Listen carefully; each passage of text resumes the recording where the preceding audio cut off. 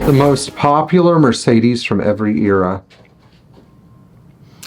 I decided that it would be a lot of fun today to go through and do the most popular Mercedes in every era that we're familiar with, like the model that was most popular, or at least models, because some models are very similar.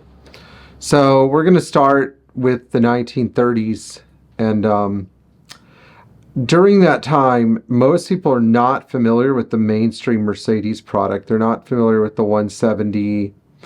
They're not familiar with the cars like the 230. They're not familiar with the 320 Mannheim, you know, the 170H rear engine Mercedes. But there is one Mercedes from that period that everybody knows, and that is the 500 and 540K. And so these cars are infamous because of their connection to the Third Reich. They're infamous because of their auction records that they've set and how valuable and mysterious they are. But they're also universally recognizable. And in an era where virtually no technical information exists about Mercedes-Benz automobiles because so much of it has been lost, these cars are still here as a reminder about how opulent Mercedes was willing to perform their trade prior to World War II.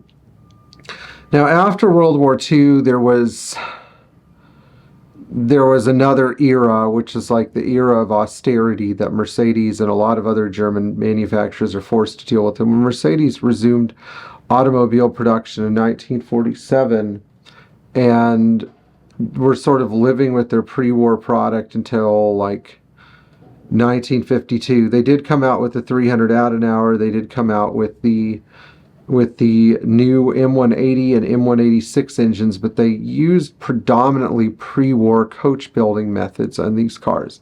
But during this era, if you think of a Mercedes, like an immediate post-war Mercedes, a lot of people think of either the 170, because that's all there was, or the 300 Adenauer, which was a, developed in like 1950, 51. Almost anyone who's a Mercedes enthusiast recognizes a 300 Adenauer, but they may not recognize a W127 220, whether it's an Innenlinker or an A or B Cabriolet. They don't know. And at the time, Mercedes didn't really have a sports car until they came out with the 300S at the end of 1953. So the 300 Adenauer was the most popular car from the early 1950s, or the immediate post-war era. Now, after that, I think we know what happened in 1954. In 1954, Mercedes changed its entire production lineup. They phased out the 170. They came out with the Ponton models, the 180, and then the 190 SL. They came out with the 300 SL Gullwing. They came out with the 180D. They had a pretty good, and of course they revised the 300 Adenauer some more so that they had a nice top-of-the-line sedan. But of course from this era, the 300 SL Roadsters, easily the most popular car. If you think of a Mercedes from 1954, or 300 SL Gullwing or Roadster, if you think of a Mercedes from 54, 56, you think of a Gullwing. And it doesn't seem like it was so long ago, because the 300 SL today is such a relevant car. But then you look at a 180D and you're like, man, it actually was a long time ago. This era continued, but at the time, there was another car that I think really was in the forefront of everybody's mind then and today, and that's the 190 SL. The 190 SL sort of vies for popularity with the 300 SL, because even though the 300 SL is well known by every automotive enthusiast, the 190 SL, every Mercedes enthusiast knows what a 190 SL is. Now, going into the next era with the fin cars and everything, and everybody knows what a fin car is, but during this time, 190 SL is phased out, 230 SL is phased in. Everybody from that period of time that knows Mercedes recognizes two cars, 230 SL and a 600. Most people don't know that the 600 went into production in 1964. At about just a little later than the 230 SL. But I would say the 230 SL takes the cake here, because you don't see a ton of early 600s.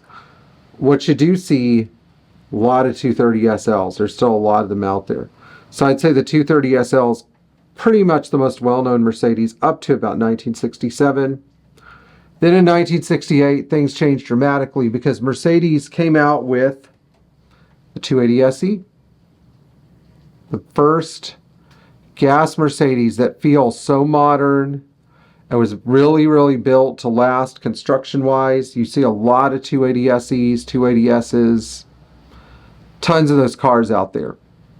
And during that period of time, you could say that easily the most popular car from like 1968 to 72, when Mercedes had like the second era of the W108 car, 280 SE 6-cylinder, 280 SE 4.5 8-cylinder. While these cars are less valuable than say a 280 SE 3.5 cab or a 280 SL or a 600, people know them. They recognize them. They're like, hey, my grandfather had one. Hey, my mom had one. Hey, I had a neighbor who had one. They know exactly what they are. And then after that, in 1972, things started to get a little dicey with the automotive market.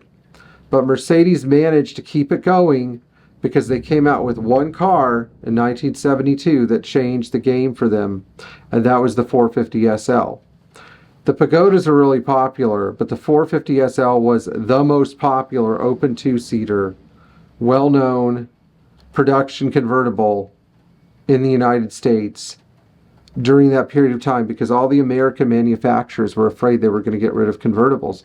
But Mercedes was so confident that they could just keep selling the 450 or 350 SL in Europe. They just kept making them. They'd update them a little bit every year just to keep them compliant, but you could argue that between 72 and 80, the 450 SL is the most well-known Mercedes. This was a tough one. Starting though, like 1977, 78, that's when the 123 sort of took over. And I will argue that from 1977 to 85, the most iconic Mercedes, 123 diesel. Doesn't matter if it's a 240, 300D, 300D turbo, 300TD, CD. Those are the most popular cars. Now, in that period of time, the 107 was continuously being developed. And during that era, from 1986 to 89, probably the car that most people are drawn to the most is the 560 SL. The 560 SL was the ultimate R107 for the US market, and people love it. They still love it. Probably one of the most popular Mercedes of all time, more popular than any of the other gasoline cars you've mentioned. 123 diesel is still a more popular car than a 560 SL, but the 560 SL is up there, and it's probably going to stay up there. Now, the swan song of this whole thing, I know I haven't mentioned the 126 yet. After the 560 went out of production, what did people want? What did people go for? The last really good high-quality Mercedes, and it really outshone not just all the other Mercedes models in this era, but every other car. The 1989 through 91 last version, second gen, facelift, 126. Doesn't matter what model it is, 86, 90, 89, 90, 91, they're all great. And you could argue that in that period of time, if I were to pick a model year between, especially 90, 91, 126 cars. Tons of them. I see them all the time. People are always looking for them. Whether it's a sedan or a coupe, it doesn't matter. People freaking love those cars.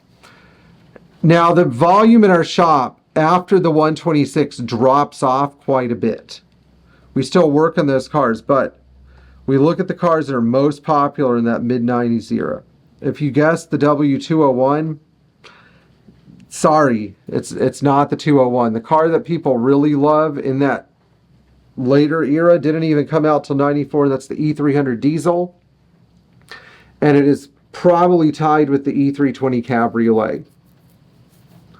R129 doesn't come until a little bit later. People liked R129s from the time they were built, but after those cars are phased out of production, the 129 Silver Arrow or the late 140, both great cars. And that's about where we stop. But those last R129s, people know that those are the best ones. 2000, 2001, SL 500, 600.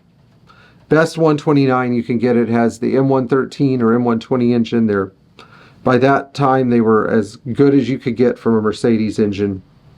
I don't think you could ask for anything better. So, I hope you guys like this video. Please like, share this video, and subscribe to this channel. If you guys don't agree with my choices, let me know. I know I didn't mention the 114 and 115 series cars.